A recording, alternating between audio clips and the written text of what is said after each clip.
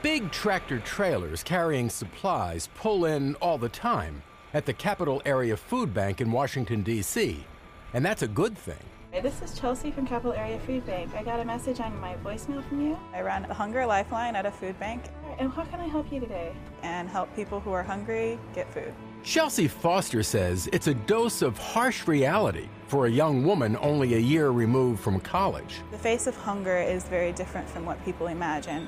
When people imagine people are hungry, they think of homeless people perhaps, or people with super low incomes. But I have just as many callers who both parents working full-time, kids in school, they just don't have enough to make the ends meet. Chelsea Foster is an intern in the Episcopal Service Corps, a program which recruits young adults to give 1 year of volunteer service in exchange for free housing and some money for basic expenses. I'd spent 4 years in college, 4 years in high school, focusing mainly on myself. I thought it'd be a good idea to do something outside of me, to do something for somebody else.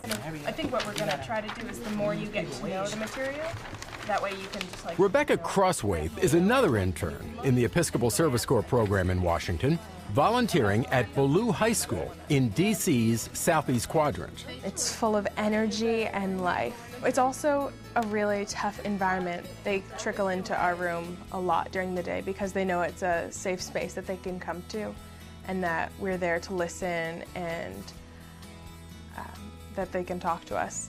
Chelsea and Rebecca are two of the 5 interns whose work is sponsored by Trinity Episcopal Church in the Tacoma Park section of Washington. Their colleagues include Tony Ferguson, who grew up in Long Island, New York, Deandra Burney, a Florida native, and Michael Kurth from St. Louis.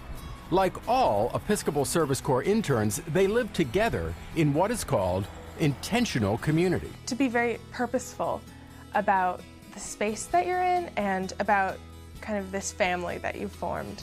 And so just to kind of be there for each other and to take time out of your day to check in with each other. Episcopal Service Corps interns are also intentionally spiritual, with weekly discussions about relevant books, including the Bible. What's that turn that Isaiah is saying? Like, first he says, the type of worship you're doing is false. Then the next section. Right now, the question that we're tackling is, what is our calling to the poor and to the hungry? Because Christ spent a lot of his time on earth talking about ministering to the poor. And how do we really do that?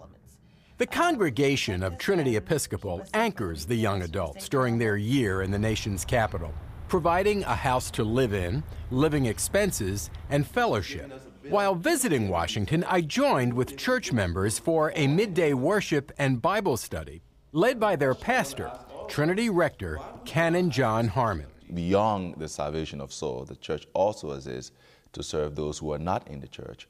And the way in which we become Christ's hands and a voice in the world is actually to engage those who are in the world, the poor, the disenfranchised, and the marginalized. The interns are welcome to worship at Trinity Episcopal, but whether they do or not, the congregation supports them. In fact, it's not a requirement for interns in the Episcopal Service Corps to be Episcopalian. Congregation members here believe the program is too important to be restricted to denominational borders. They're some of the brightest and best. And what we have done is just try to give them a torch for the service, for commitment to service. Episcopal priest Carol Crumley would probably never call herself a trailblazer, although she could. Among the first women ordained in the 1970s, she also organized, a quarter century ago, the intern program that has evolved into the Episcopal Service Corps. It was called the Cathedral Volunteer Service Community. Well, these are young adults, mostly just right out of college, very eager, very excited to do something different with their lives.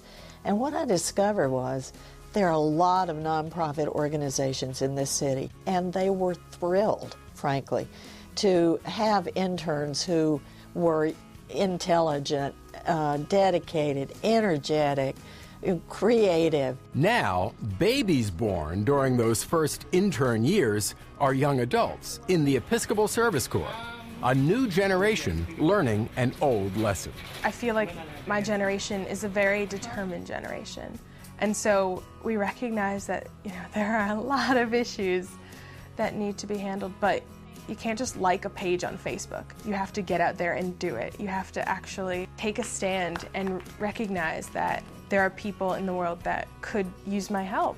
Chelsea Foster gets that message every day at the Capital Area Food Bank. Some calls are definitely harder than others. You're basically their lifeline to finding help.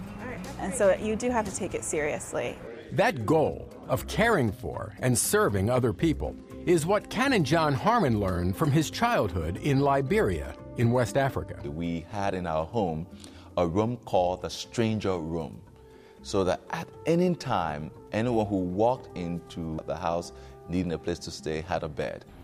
During our chilly walk through Washington, Carol Crumley told me she doesn't consider the young adult intern program as a personal legacy, but she is excited that what she founded a generation ago is still going strong.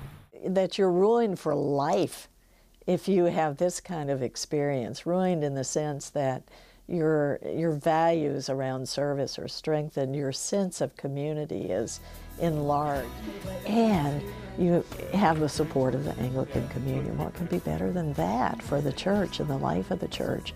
Chelsea Foster grew up in a missionary family and says that the Episcopal Service Corps experience has only strengthened her commitment. Especially people who have lived in privilege, and I'm not talking about mansions and private jets, but when you open your eyes and start looking around, you see a lot of hurt and you see a lot of bad situations. It's just nice to be able to give back.